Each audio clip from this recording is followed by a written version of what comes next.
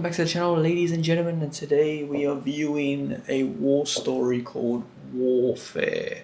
Now this is based off a true story that is in a war zone kind of area. So essentially it's kind of like this military group is kind of doing surveillance in kind of like a house that they've like commandeered.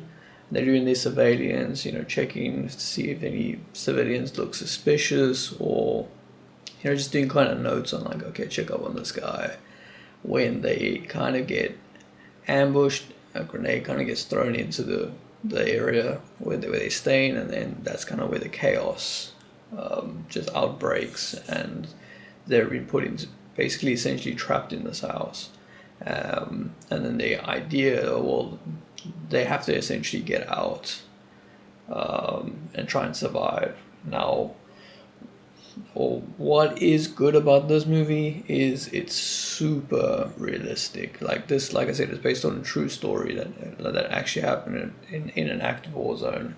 So the story is essentially, or the movie is essentially a reenactment of that moment, which I think it's actually really well done. So a lot of these action movies that do war stuff, they got like action music and like dramatic music and stuff that happens. This just kind of just gives you the movie, so you only hear the guns, the comms, and the explosions that happen around, and that's pretty much about it. It's very simplistic, like they only really cover the scene, but it hits super hard. It makes you feel like you're watching like a live stream of this fucking war that's going on here, or the scenario. It's really well put together, and I think if I remember correctly, at the end of the movie, they essentially they kind of talk to people that were actually involved in that scenario, and it kind of helps them get into some of the characters, the actors get into the movie.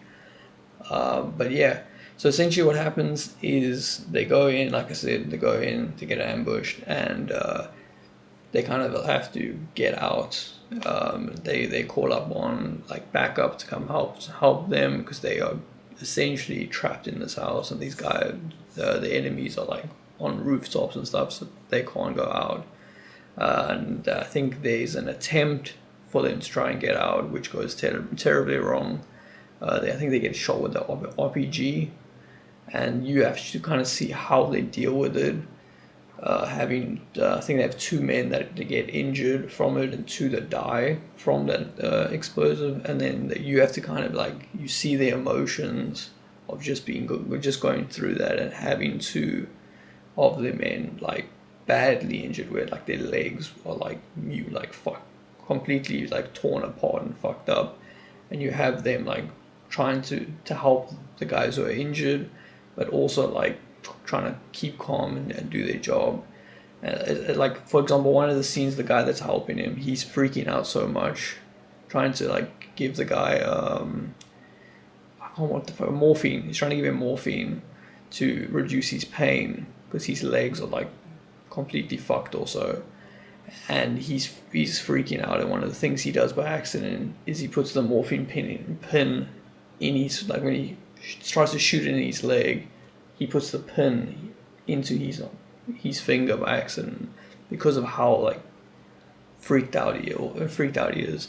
It gives you kind of a very good understanding of kind of like what military soldiers actually really go through, and the stresses and what they have to go through in that scenario. Like for example, one of the leaders that is at the house when it happens, another team comes in, and the leader is trying to like, the other team leader comes in, and he's like, to help them get out, he's talking to the other team leader, and that team leader just goes, nah, like you need to take point, I'm fucked up, I can't take point.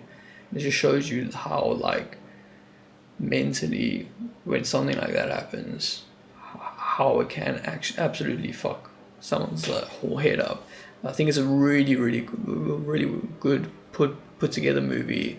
It does a very good job of showing you how, even though it's not like a massive, like, crazy war where they go in guns blazing, they take all the enemies down, capture the leader. It's a simple, like, simple surveillance team that's there. I don't know if that's a surveillance team, but it's like they're doing surveillance, they get ambushed, and they basically get put into a very shit situation, and they evac out of there. It's a simple story, but they do it so very well. It's just generally a good movie, and it is something different from what you're used to watching these war movies.